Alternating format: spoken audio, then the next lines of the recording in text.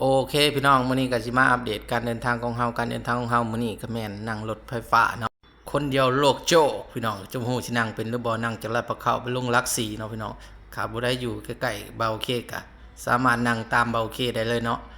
เพราะว่าการเดินทางค่าใช้จ่ายมันก็อาจ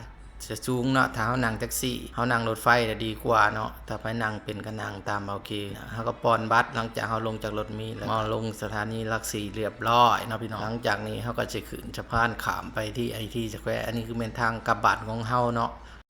ขึ้นมาแล้วก็สิฟ้อทางรถไฟเนาะแต่บ่เคยนั่งกลับบ้านจักเทื่อเนาะจังผู้ใดเคยสั่งก็บอกเบาเคนี่เด้อบางเทื่อได้กลับบ้านจะได้นั่งกลับบ้านเนาะมันจังถือมันจังลดกันค่าใช้จ่ายของเฮานะในที่สุดเฮาก็มาฮอดไอทีสแควร์เนาะถ่ายรูปไปถ่ายรูปมาหวังว่าคลิปนี้จะเป็นประโยชน์สำหรับคนที่บ่เคยนั่งรถไฟเนาะแต่บ่ได้เคยนั่งแล้วก็บ่เป็นหยังเนาะพี่น้องเนาะชวนสำนักงานอยู่ชั้น2ถ่ายรูปไปรูปมาทุกคนกันแล้วจะตกใจเนาะบ่ฮู้ว่าสิมาพ้อบ้านเจ้าตัวเองเนาะมาจวดกันจนตื่นเนาะมาพ้อหมู่โว้ยบ่าวเฮืองเอาทุกคนมาฮอดจุดนี้ก็คลิปก็จะหมดเวลาลงแล้วนะครับหวังว่าคลิปนี้จะเป็นประโยชน์นะครับสวัสดีครับ